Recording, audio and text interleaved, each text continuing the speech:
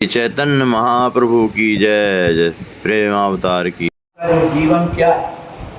संन्यास का जीवन में लिखते हैं कि संन्यास का जो जीवन होता है वो संसार से अलग तो रहता है और अपने तक सीमित नहीं रहता कि अपने पिता, अपने माँ, अपने पत्नी, अपने लड़के बच्चे यहाँ तक सीमित नहीं रहता, बल्कि संपूर्ण संसार के जितने भी जीवधारी हैं, जड़ चेतन, वो सब का प्यारा बन जाता है, वो सब का हित करता है। तो इस तरह की दीक्षा लेने के लिए गए थे महाचैतन्य प्रभु। तो प्रभु का जब छोर कर्म संस्कार हो रहा था, मुंडन संस्कार, तो जो नाई था वो बाल छोर कर्म नहीं कर रहा था। किसी तरह से प्रभु ने उन्हें मनाया और मनाने के बाद जब उसने छोर कर्म किया तो रोते रोते उसने किसी तरह से छोर कर्म तो पूर्ण किया ही, उसे भी भगवान के प्रेम में आवेश आ गया। अब वो नृत्य करने लगा, कहीं हंसने लगा, कहीं रोने लगा। इस तरह से करते करते उसने अपनी जीवन लीला वहीं पर समाप्त कर दी। तो उसी गंगा के घाट के किनारे ही महाचैतन्य प्रभु की एक वेदिका बनाई गई जिसमें बाल रखे गए और दूसरे तरफ उसकी जो है श्मशान भूमि बनाई गई, उसमें चबूतरा बनाया जो आज भी बना। जब प्रभु का छोर कर्म समाप्त हुआ, शिखा सूत्र नहीं रखे जाते हैं क्योंकि सन्यासी हैं, दंडी सन्यासी कहलाते हैं। तो इसके बाद फिर महाचैतन्य प्रभु में गंगा जी में स्नान करते हैं। स्नान करने के बाद वस्त्र बदलते हैं और आकर के वेदी के समीप बैठ जाते हैं जहाँ एक के दो हाथी पहले से विराजे, उनसे उन्हें दीक्षा लेनी है। उनके सामने जाकर के हाथ जोड़ करके गौरांग महाप्रभु जब बैठ जाते हैं तब हाथ जोड़े हुए अत्यंत विनीत भाव से और कहते हैं कि गुरुदेव आज्ञा हो कि मुझे क्या करना। तो गुरुदेव ने पहले सोचने लगे हम करें क्या, क्योंकि उनका भी मन ये नहीं हो रहा था कि ये बालक संन्यास दीक्षा ले, लेकिन उनकी इस स्थिति को देख करके कुछ कहे नहीं और उन्होंने कहा कि हम ठीक है अभी बैठो आप, हम थोड़ा विचार करें। केशव भारती जी ने तभी उन्हें एक संस्मरण याद आ गया इनको, चैतन्य महाप्रभु। तो चैतन्य महाप्रभु ने हाथ जोड़ करके प्रार्थना किया कि गुरुदेव मैंने सुना है कि जो मंत्र दीक्षा दी जाती है, जो मंत्र दिया जाता है वो बड़ा गोपनीय होता है, किसी से कहना नहीं चाहिए, उन्हें कहने से अपराध पड़ता है। तो केशव भारती कहते हैं कि हाँ आप ठीक कह रहे हैं, ये मंत्र अत्यंत गोपनीय है, इसको जितना ही गोपनीय रखा जाए उतना ही प्रभावकारी। योग जुगति तप मंत्र प्रभाव अलय जबे जब करे दुराव, छुपा के रखना चाहिए। फिर इसके बाद गौरांग महाप्रभु ने कहा कि एक बात ऐसी है जिसे मैं आपको ही मैं कह सकता हूँ और इधर लोग बैठे हुए हैं इसलिए मैं नहीं कह सकता हूँ, तो मैं आपके कान में कहूँगा।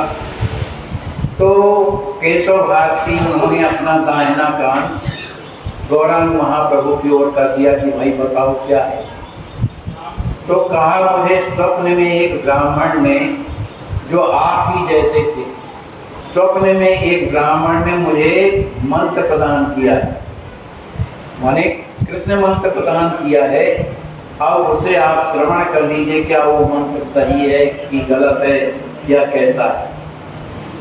तो उन्होंने गौरांग महाप्रभु ने अपने जो गुरुदेव थे उनके कान में वो मंत्र सुना दिया जो उन्हें स्वप्न में प्राप्त हुआ था और कहने लगे ये मंत्र आप ही जैसे ब्राह्मण थे कोई, उन्होंने रात्रि में आज स्वप्न में मुझे मंत्र दिया है, तो क्या ये मंत्र कैसा है। तो इस बात को सुनकर के केशव भारती बड़े प्रसन्न होते, कहते हैं यही मंत्र तो है जो मैं तुम्हें देना चाहता था, ये मंत्र वही है। तो अब तो तुम्हें मंत्र मिल गया है, इसका मतलब इसमें ये लिखा है कि जैसे मंत्र प्राप्त हो गया तो मतलब कहने का ये है कि उसे भगवान की प्राप्ति हो गई, क्योंकि मंत्र रूप में तो स्वयं परमात्मा है ना, मंत्र का स्वरूप ही तो उनका नाम है। नाम में और नामी में क्या अंतर है? आपका जो नाम है वो आप है, और आपका जो नाम है यह आप है, वो दोनों एक हैं। तो नाम और नामी में अभेद होता है। इसलिए आपको तो मंत्र मिल गया है, लेकिन अब चूंकि आप मुझे अपना गुरु बनाना चाहते हैं तो ठीक है। तो छोटा सा एक कपड़ा दिया, कपड़ा लेकर के पहले उन्होंने और भी वस्त्र जो मंगाए, जो पहनाए जाती हैं, कौन से ये वस्त्र थे एकदम अग्नि जैसे, उनको पहनाया। उनको पहनाने के बाद एक छोटा सा कॉफिन दिया जो सिर में बांध दिया। बांधने के बाद फिर छोटे से कपड़े से कान ढक करके वही भगवान का मंत्र उन्हें प्रदान कर दिया, जो उन्हें स्वप्न में मिला था, ठीक वही मंत्र। लेकिन जैसे ही महाचैतन्य प्रभु के कान में वो मंत्र पड़ा, वैसे वो बड़े जोर से उछलने लगे और प्रेम में रोने लगे, बिलखने लगे, हाँ मेरे श्याम सुंदर, हाँ मेरे श्याम सुंदर, तुम कहाँ हो, मुझे अपना दर्शन दे दो। मन इस तरह की उनकी स्थिति बिगड़ गई, उनके नेत्र बरसने लगे और थोड़ी देर के बाद वो अचेत होकर के पृथ्वी में गिर पड़ते हैं। जब उन्हें कुछ जब होश आता है तब उठ करके बैठे। स्थितियाँ हैं भगवान की कृपा जिन पर होती है, ये वही समझते हैं और कोई दूसरा तो समझ नहीं सकता है। तो इस तरह से उनकी दीक्षा हुई। दीक्षा के बाद फिर सोचने लगे, क्योंकि मंत्र दीक्षा के बाद पंच संस्कार होते हैं, तो पंच संस्कार में जो अंतिम संस्कार नामकरण संस्कार का होता है। तो सोचने लगे इनका नाम क्या रखा जाए, विचार करने लगे। विचार करते करते बड़ी देर, मानी काफी देर के बाद उन्हें ज्ञान आया कि ये नवद्वीप में रह करके लोगों को कर जागरण ही तो करते थे, प्रचार करते थे, कीर्तन करते थे, जिससे लोग चैतन्य हो। तो इस तरह की स्थिति इनके जीवन में पहले से ही थी, इसलिए इनका नाम है कृष्ण चैतन्य। कृष्ण चैतन्य और भारती उपाधि है, तो श्री कृष्ण चैतन्य भारती, इस नाम से आप जाने जाओगे और यही आपका नाम है। नाम को श्रवण कर बड़े प्रसन्न हुए और गुरुदेव के चरणों में प्रणाम करने के बाद हाथ जोड़ करके खड़े हुए कहा, गुरुदेव अब मेरे मन में इच्छा ये है कि मैं वृंदावन जाऊं। मेरा मन तड़प रहा है कि मैं कब वो समय आएगा कि मैं अपने श्याम सुंदर का दर्शन करूंगा, कब समय आएगा कि वो मुझे अपने हृदय से लगाएंगे। इस तरह से हृदय में मेरी वेदना हो रही है, इसलिए कृपा करिए, आप मुझे आज्ञा प्रदान कीजिए। लेकिन केशव भारती जी ने कुछ नहीं कहा। वो ये चाहते थे कि ये कुछ दिन यहाँ पर ठहर जाएं, कि आखिर ये भगवान के परम भक्त तो हैं क्या, साक्षात परमात्मा ही तो हैं। अरे इनके सानिध्य में अगर मैं रहूँगा तो उनके द्वारा मुझे कुछ प्रेम प्राप्त होगा, ये गुरुदेव सोच रहे हैं। तो उन्होंने कहा कि श्री कृष्ण चैतन्य मैं ये चाहता हूँ कि आप कुछ दिन यहाँ निवास करिए, जिससे आपके सत्संग के द्वारा मुझे कृष्ण प्रेम की प्राप्ति हो सके।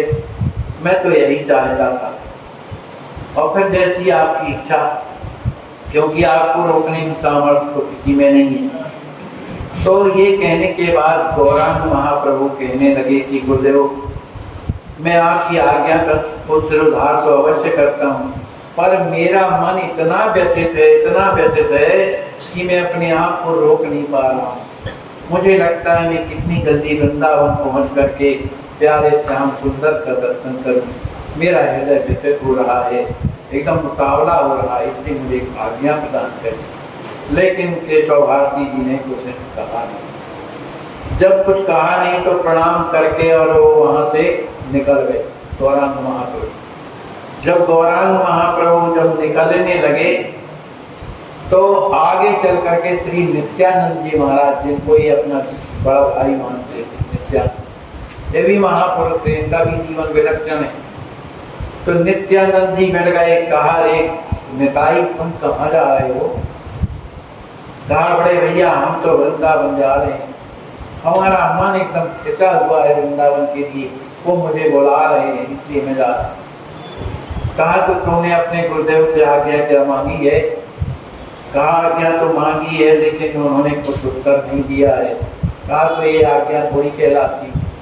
जब शुरुआत में ही आप काम गड़बड़ कर रहे हैं, गुरु की आज्ञा को नहीं मान रहे हैं, तो कैसे आगे का पथ मन सच्चा बनेगा। इसलिए पहले जाकर के गुरु जी की आज्ञा मांगो और फिर चलो तो हर काम शुरू होगा। उन नित्यानंद जी के कहने पर गौरांग महाप्रभु पुनः लौट करके आते हैं आश्रम में और गुरुदेव के चरणों में प्रणाम करते हैं। अब क्योंकि शाम हो गई, प्रणाम करते हैं और हाथ जोड़ करके प्रार्थना करते हैं, गुरुदेव आप मुझे आज्ञा प्रदान कीजिए, आज्ञा प्रदान कर दीजिए जिससे मेरा जीवन सफल हो जाए। लेकिन उन्होंने कुछ कहा नहीं। कहा हम तो ये चाहते हैं कि अब रात्रि का समय हो गया, विश्राम कीजिए। विश्राम करने के बाद फिर जब सवेरा होगा तब फिर जैसा भगवान की इच्छा हो।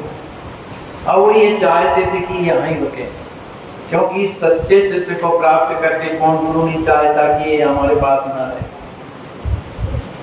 आखिर उन्हें नींद कहाँ आ रही है। गौरांग महाप्रभु रात भर उठ करके बैठते हैं, कभी कीर्तन करते हैं, कभी नृत्य करते हैं, वहीं कुछ करते हैं। किसी तरह से रात जब व्यतीत हुई, बड़ा सवेरा हुआ, उन्होंने गंगा जी में स्नान किया। स्नान करने के बाद अपना नित्य नियम किया। नित्य नियम करने के बाद गुरुदेव के चरणों में प्रणाम करते हैं और प्रणाम करने के बाद फिर आज्ञा मांगते हैं कि गुरुदेव अब मुझे आज्ञा दीजिए, अब मैं वृंदावन चलूं, मुझे आशीर्वाद दीजिए। जब इस तरह का कहा तो उनके जो गुरुदेव थे केशव भारती जी, उनके नेत्रों में अश्रु आ गए। कहा गौरांग मैं तुम्हें छोड़ना नहीं चाहता, मैं चाहता हूँ तुम जा रहे हो तो मैं भी तुम्हारे साथ में चलूं, अब मुझे अपने साथ में ले चलो। अब नित्यानंद थे, गदाधर जी थे, मुकुंद दत्त थे, ये सब थे साथ में रहने वाले हैं। तो उन्होंने कहा गौराई हम भी चलेंगे, तुम्हारे साथ में हम भी चलेंगे। बोलो हम क्या करेंगे, हम इधर रह करके नवदीप में, इसलिए हम तुम्हारे साथ चलेंगे। बेचारे कुछ बोले नहीं। जो भजनानंदी जब प्रेमी हो जाता है उसको ये दुनियादारी अच्छी नहीं लगती कि एक से कोई दूसरा रहे हमारे साथ। कब उसे कैसे भाव आते हैं, कब वो रोता है, कब हंसता है, कब नृत्य करता है, ये तो स्थिति उसकी ऐसी होती है। आखिर कुछ बोले नहीं और वहां से जब चलने लगे तो केशव भारती भी चलने लगे। तो केशव भारती आगे हुए, गुरुदेव हैं, उनके पीछे गदाधर जी थे और भी दो चार लोग थे, मुकुंद दत्त थे, ये सब साथ में चलने। जब साथ में चलने लगे तो चलते चलते काफी समय हो गया। जब काफी समय हो गया तो उनके चंद्रशेखर, एक उनके जो महान विद्वान थे, उन्हें अपने पुत्र जैसे मानते थे गौरांग महाप्रभु को, उन्होंने ही दीक्षा करवाई थी। तो उनसे गौरांग महाप्रभु कहने लगे, आचार्य महाप्रभु हम ये चाहते हैं कि अब लौट जाइए आप नौकरी, क्योंकि वहाँ मेरी माँ भी है और भी परिवार के लोग हैं। अब आपसे मैं क्या प्रार्थना करूँ, आप ये चलने की जिद मत कीजिए, मेरी मुझ पर कृपा करिए। आपने मुझे बालक जैसे पाला पोसा है, पिताजी तो बचपन में चले गए थे, इसलिए मेरी प्रार्थना है आपके चरणों में कि आप नवदीप लौट जाएं और जाकर के मेरी माँ को सांत्वना देना और ये कहना कि मैं शीघ्र आकर के मैं माँ का दर्शन करूँगा, ऐसा कहना, उन्हें ढाढ़स दिलाना। किसी तरह से वो भी रोते हुए और उनकी आज्ञा का पालन किया। उनके इतने बड़े महान होकर के भी चरणों में प्रणाम करते हैं। प्रणाम करने के बाद जब वो जाने लगे तो महाचैतन्य प्रभु ने उन्हें अपना आलिंगन प्रदान किया, हृदय से लगाया और हाथ जोड़ करके प्रार्थना किया कि आप मेरी माँ को जरूर समझाइएगा और मैं जरूर आऊँगा, दर्शन करूँ। इसके बाद अब रह गए उनके साथ में नित्यानंद जी और मुकुंद दत्त रह गए और गदाधर पास में रहते थे, वहाँ 3 लोग थे। अब चलते चलते रात्रि हो गई तो एक गांव में रुके। तो जिनके यहाँ रुके वो अच्छे ब्राह्मण थे और बड़े प्रेमी थे, क्योंकि वो महाप्रभु का नाम उन्होंने सुन रखा था तो उन्होंने अपने घर में रोका और रोकने के बाद उनको हर तरह से उनका स्वागत किया, सुंदर भोजन कराया। भोजन करने के बाद अब कुछ रात्रि तो हो ही गई थी, लेकिन महाचैतन्य प्रभु ने सोचा कि अगर इसी तरह हम रुकते चले जाएंगे तो पता नहीं कब, अब जिनके हृदय में भगवान से मिलने की इच्छा ही प्रकट हो गई तो उसको कहाँ दिन कहाँ रात कहाँ अच्छा लगता है, वो तो आगे आगे भागने की सोचता है। तो वहाँ से प्रसाद पाने के बाद फिर वो लोग चलते। अब चलते चलते एक जगह एक ऐसी पेड़ था, समान माने एक मैदान था, उसमें पेड़ बढ़िया लगा हुआ था।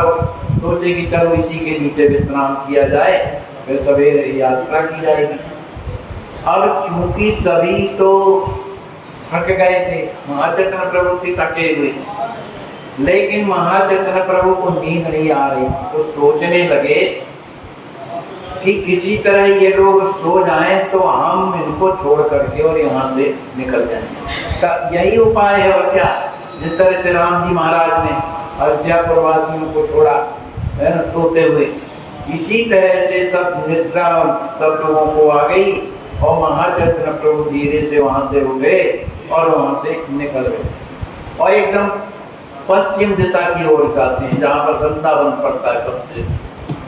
वहाँ जब जाने लगे, अब इधर जब सवेरा हुआ तो ये लोग जगे तो देखा महाचैतन्य प्रभु नहीं है। अब क्या है, इधर उधर ढूंढने लगे। अब महाचैतन्य प्रभु तो काफी दूर निकल गए थे। अब ये अपने आप को कोसने लगे कि देखो ये हमारा शरीर हमारे काम का नाम, तो ये नींद ऐसी है कि इसने हमारे प्रभु से अलग करवा दिया, माने हमारा सब कुछ नष्ट हो गया। हम क्या सोच रहे थे और क्या